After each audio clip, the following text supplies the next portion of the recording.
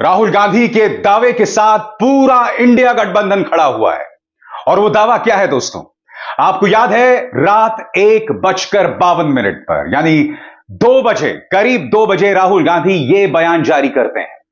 और उस बयान में वो कहते हैं कि जब से मैंने चक्रव्यूह वाला अपना भाषण दिया है, 2 in 1 इससे बहुत नाराज हो गए हैं और मुझे बताया गया है कि ईडी उन पर रेड मारने की तैयारी कर रही है।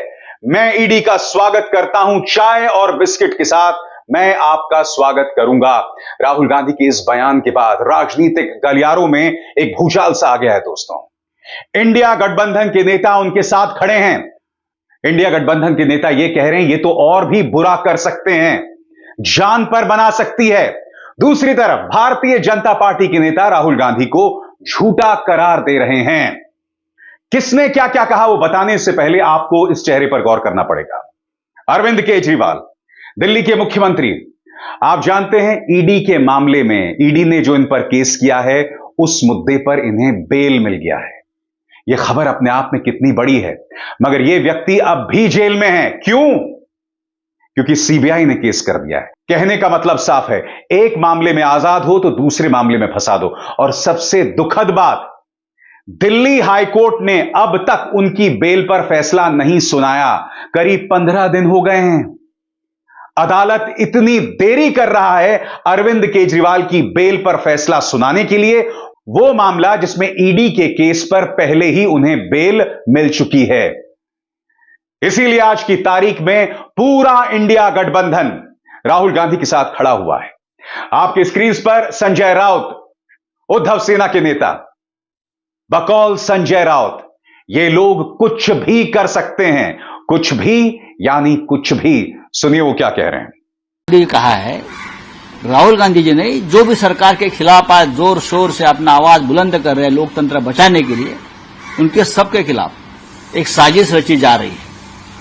और ये साजिश यहां नहीं, विदेश की भूमि पर रची जा रही है। ये मैं आपको बता रहा हूं। कुछ भी हो सकता है, हमले भी हो सकते हैं हमारे सबके ऊपर, राहुल जी के ऊपर। मैं इतना कह सकता हूं क्योंकि 1 महीने से जिस तरह से हम सभी लोगों ने राहुल जी के नेतृत्व में दिल्ली में इस सरकार की धज्जियां उड़ाई है, सरकार की नींद उड़ गई। और ये फिर एक बार ये सब गैर कानूनी काम, मिसयूज ऑफ सेंट्रल एजेंसीज करके या गुंडों की मदद लेकर हम सब पर हमले हो सकते हैं। Thank you. उद्धव सेना की एक और नेता प्रियंका चतुर्वेदी, सांसद प्रियंका चतुर्वेदी का बयान आपके स्क्रीन पर। जब सरकार डर जाती है तो ईडी और सीबीआई को आगे कर देती है। सरकार ईडी, सीबीआई और आयकर के माध्यम से अपना एजेंडा चलाती है।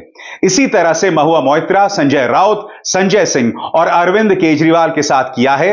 इन एजेंसियों ने सरकार के सामने कैसे घुटने टेक दिए हैं, आपको समझना पड़ेगा दोस्तों। आखिर इस मुद्दे पर क्यों संजय राउत जो हैं वो तल्ख तेवर अपना रहे हैं? आखिर क्यों संजय राउत ये कह रहे हैं कि ये लोग हमला भी कर सकते हैं हम पर, यानी कि जान से मारने का प्रयास भी? क्योंकि संजय राउत को भी जेल में डाल दिया गया था। बाद में उसी मामले में जिस तरह से उन्हें गिरफ्तार किया गया था, अदालत ने तल्ख तेवर अपनाए और उन्हें बेल दे दिया। मगर इस व्यक्ति को जेल में रखा गया था।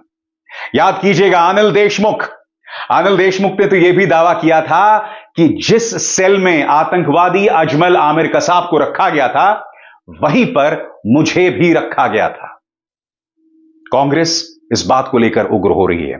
राहुल गांधी ने जो यह बयान देर रात जारी किया या आज सुबह जारी किया, उसके बाद अब कांग्रेस इस मुद्दे को लेकर उग्र हो रही है। पार्टी के नेता मणिकम टेगोर ने यह खत लिखा है जिसमें उन्होंने कहा है कि अब ईडी, सीबीआई, इनकम टैक्स, इनका जिस तरह से दुरुपयोग मोदी सरकार कर रही है, उसको लेकर सदन में चर्चा होनी चाहिए। भारतीय जनता पार्टी बहुमत से 32 सीटें दूर है, फिर भी वो एजेंसीज का इस्तेमाल कर रही है, ऐसा मणिकम टेगोर अपने इस खत में लिख रहे हैं। स्वाभाविक सी बात है दोस्तों, इस पर बहस होने की जरूरत है।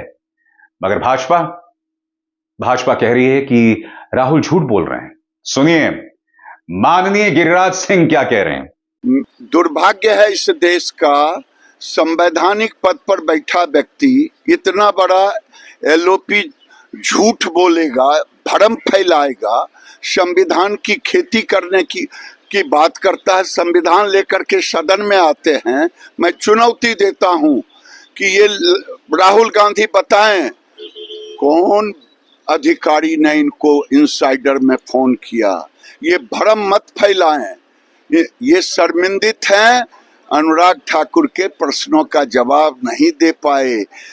इनके परदादा पिछड़ों को धोखा दिया, जवाहरलाल नेहरू। इनकी दादी धोखा दी मंडल कमीशन के रिपोर्ट पर। इनके पिताजी ने हाउस में रोका, इन्होंने नहीं उसको उजागर किया। ये पिछड़ों के बड़े दुश्मन हैं, नया नैरेटिव करने में, झूठ की खेती करने में माहिर हैं। देश का दुर्भाग्य है इतना बड़ा झूठा आदमी पैदा। सर, विपक्ष कहता है कि ये तमाम जांच एजेंसियों का दुरुपयोग करती है। अरे मैं कह रहा हूं कि सदन चल रहा है चुनौती के साथ कि वो बताएं तो कौन अधिकारी ने उनको फोन किया। ये संविधान पर बैठे व्यक्ति का काम है संविधान के पीठ जहां संसद चल रहा हो वहां करके बोल। कुछ दिनों पहले जिस कंगना रनावत ने राहुल गांधी पर अश्लील हमले की तमाम हदों को पार कर दिया था, यह कहते हुए कि उनका ड्रग्स टेस्ट होना चाहिए, जबकि आप जानते हैं खुद कंगना रनावत ने कबूला था कि वो ड्रग्स लेती हैं। आज उन्होंने एक नया हमला किया। वो कह रही हैं कि मीडिया को राहुल को कटघरे में रखना चाहिए। अरे समझदार औरत, राहुल गांधी पर हमला करने के अलावा मीडिया ने किया क्या है? मीडिया में तो सिर्फ प्रधानमंत्री नरेंद्र मोदी का महिमा मंडन होता है, राहुल को तो गाली दी जाती है। सुनिए मोहतरमा क्या कह रही हैं।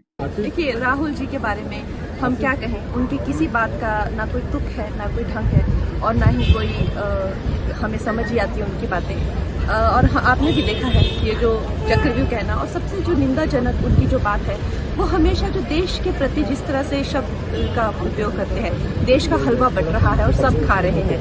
देश के बजट को, उनकी दादी ने भी देश के कई बजट बनाए हैं, उनको हलवा कहना और देश को मिल बांट के खाना, इस तरह की बातों को इम्प्लाई करना, ये देश के लिए अच्छी बात नहीं है। और खासकर जैसा कि अनुराग ठाकुर जी ने कहा, ये जो कांग्रेस की जो मानसिकता है देश का बंटवारा करके खाना, नेहरू के टाइम से चली आ रही है, और इस मानसिकता को बदलना। देश कोई खाने की, देश सेवा की चीज है, और आप नेता है तो आप देश की सेवा के लिए बने। आप देश को काट कर मिल बांट कर खाने के लिए नहीं बने। और देश का जो बजट है वो देश के बजट को भी एक संवैधानिक तरीके से बनता है, उसको भी मान मिलना चाहिए। उसके बारे में ऐसा कहना कि हलवा काट कर बांट रहे हैं, ये बहुत निंदाजनक है, और उसके आप लोगों को भी निंदा करनी चाहिए। तो जाहिर सी बात है दोस्तों, कंगना रनावत की बेतुकी बयानबाजी अब भी जारी है, और दुखद यह कि आज की तारीख में ये सांसद हैं। मैं आपको बतला दूं, संजय सिंह भी राहुल गांधी के पक्ष में आए हैं, और उसकी वजह मैं कार्यक्रम की शुरुआत में आपको बतला चुका हूं। संजय सिंह को भी जेल में डाला गया था, उन्हें बेल मिल गई। उनके नेता अरविंद केजरीवाल अब भी जेल में हैं, ईडी के मामले में उन्हें बेल मिल चुकी है। मनीष सिसोदिया अब भी जेल में, सत्येंद्र जैन, उनकी हालत बद से बदतर होती जा रही है, मगर वो अब भी जेल में हैं। बकौल संजय सिंह, राहुल गांधी की चिंता अपनी जगह जायज है। राहुल गांधी के बयान पर आप सांसद संजय सिंह ने कहा, देखिए बिल्कुल उनकी चिंता अपनी जगह जायज है, और पहले भी जब भी राहुल गांधी जी हो या कोई भी विपक्ष का नेता हो, कोई भी अगर सरकार के खिलाफ बोलता है तो उसके पीछे ईडी छोड़ दी जाती है, सीबीआई छोड़ दी जाती है, पकड़ के जेल में उसको डाला जाता है। केजरीवाल साहब जेल में है, मनीष सिसोदिया जी जेल में है, सत्येंद्र जैन जेल में है, मुझे 6 महीने जेल में रखा, हेमंत सोरेन जी को जेल में रखा, राहुल गांधी जी की सदस्यता एक बार कैंसिल करा दी। तो अब अगर उनकी ये चिंता है, क्योंकि पिछले काफी समय से वो सरकार के ऊपर हमले कर रहे हैं, तो वो अपनी जगह जायज है, लेकिन हम सब लोग मिलकर इस लड़ाई को लड़ेंगे। एक सवाल और, सत्ता पक्ष ये कह रहा है कि आप विपक्ष डरता क्यों है? अगर वो उनका दामन साफ है तो उनको डरने की जरूरत है। कौन डरता है? अडानी क्यों नहीं डरता, जिसने हिंडनबर्ग में घोटाला किया? वो जो एयरपोर्ट गिरता है उसके लोग, उसके ठेकेदार क्यों नहीं डरते? ये जो 1200 करोड़ की संसद खड़ी हुई है, पहली ही बारिश में यहाँ पे पानी टपकने लगा, ये बेईमान क्यों नहीं डरते? इनके खिलाफ कब कार्रवाई करेगी ईडी सीबीआई? वो अजीत पवार, वो छगन भुजबल, वो हसन मुशर्रफ, वो मुकुल राय, वो शुभेंदु अधिकारी, वो जगन रेड्डी क्यों नहीं डरते? ये आप मुझे बताइए। जो सरकार के साथ मिला जुला खेल खेलता है वो आराम से कितना भी भ्रष्टाचार करे उसके खिलाफ कार्रवाई नहीं होगी, जो बोलेगा उसके खिलाफ कार्रवाई होगी। जैसे कि आप जानते हैं दोस्तों, राहुल गांधी ने बयान दिया था जिसमें उन्होंने कहा था कि मुझ पर ईडी रेड मार सकती है, प्रवर्तन निदेशालय मुझ पर रेड मार सकता है। यकीनन दोस्तों, जांच एजेंसीज जिस तरह से विपक्ष पर निशाना साध रही है और भाजपा को लेकर आंखें बंद कर देती है, भाजपा के सामने घुटने टेक देती है, इसको लेकर विपक्ष जो है अब गंभीर होता जा रहा है। मगर स्वाभाविक सी बात है, जब तक एक साझा रणनीति के साथ आप आगे नहीं बढ़ेंगे, ये बातें सिर्फ बातें ही बनकर रह जाएंगी। आपको एक रणनीति के अंतर्गत आगे बढ़ना होगा, तभी विपक्ष अपना वजूद बचा पाएगा। अभिसार शर्मा को दीजिए इजाजत। नमस्कार। स्वतंत्र और आजाद पत्रकारिता का समर्थन कीजिए, सच में मेरा साथी बनिए। बहुत आसान है दोस्तों, इस ज्वाइन बटन को दबाइए और आपके सामने आएंगे ये 3 विकल्प, इनमें से एक चुनिए और सच के इस सफर में मेरा साथी बनिए।